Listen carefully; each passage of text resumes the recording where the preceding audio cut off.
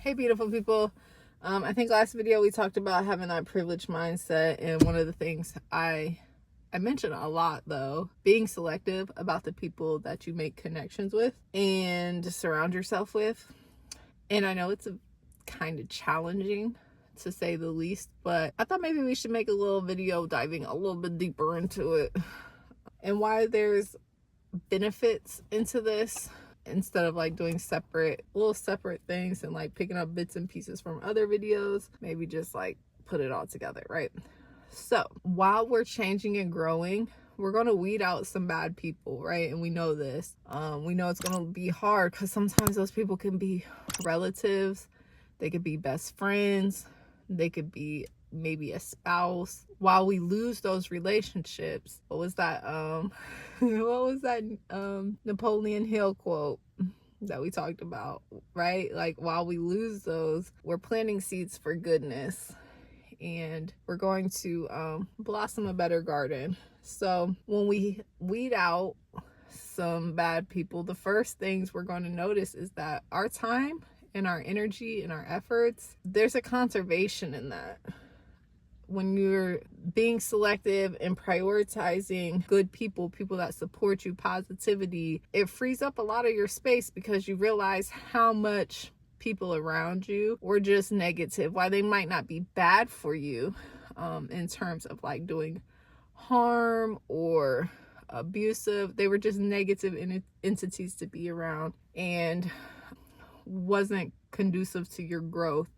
So you realize how much space that you wasted and how much time you wasted. So you get to free up some space and energy. You're going to reduce your stress and drama. I had a hard time recognizing that the energy I gave out and the value that I had was like in my advice, in my love, care, and support. So when I started weeding out people that were always had a negative story, always complaining, always going through something, right? The drama that they had was draining me because I'm trying to uplift them.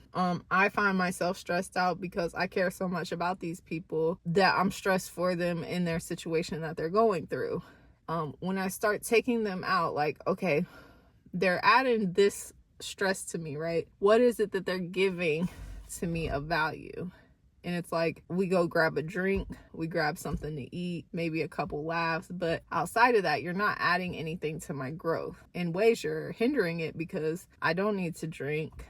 I don't need to do that. Like, if I want to do something positive, like go to the gym, it's a problem, or you know what I mean? Or it's a contradiction because yeah, we might go to the gym one day, but then the next day we're like not doing good, positive, healthy things. So anyways, you reduce stress, you free up time, you free up your energy, you reduce drama, you increase your productivity.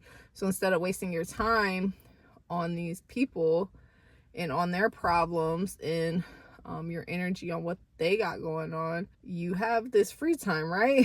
So now you can be productive, you can focus on making meaningful connections, you can stay more motivated and work on the things that's going to help you grow. So if it's like you want to start a new hobby, now you have time to do that.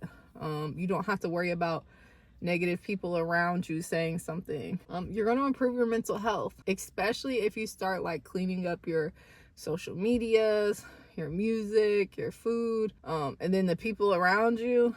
Your mental health is going to skyrocket into a better place. Not saying right away. At first, might be sad, like, damn, I'm lonely. Like, where are all the people at?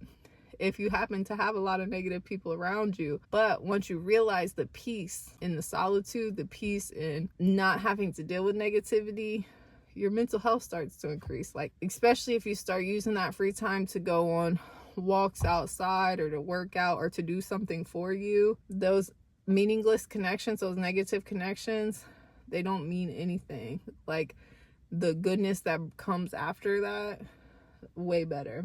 You're going to start building authentic connections. You're going to learn what it is that you're willing to tolerate and not tolerate, right? So boundaries become easier to set, especially when people are asking things of you. Once you get in the groove of doing stuff yourself, for yourself.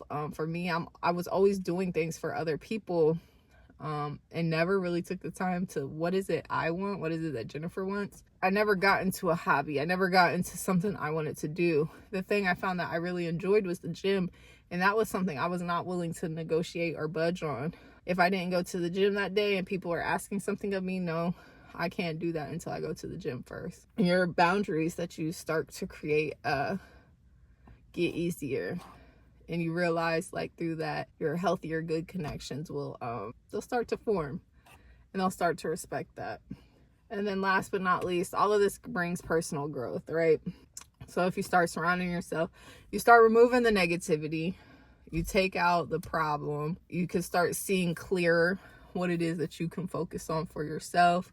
You start seeing what it is that you like, don't like, will accept, won't accept. You start realizing your value. You start learning what it is to respect yourself and what it is that people can do to respect you better, so you can bring in better supportive people that can help foster personal growth that you can grow with, whether it's going to be a lifelong partner, just good quality friendships, or a good business partner.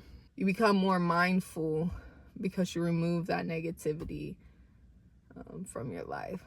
So again, it's not going to be the most fun, it's not going to be the easiest thing, but always have self-compassion when you do it. Always realize that what you're doing for you is more important than any of those meaningless relationships. Not saying that they didn't hold any type of love for you, or that you didn't hold love for them, but at the end of the day, if you're just staying on one playing field and you're not growing, it's going to end up meaningless, because life is about continued growth. And if they can't grow with you, then they have to stay where they are.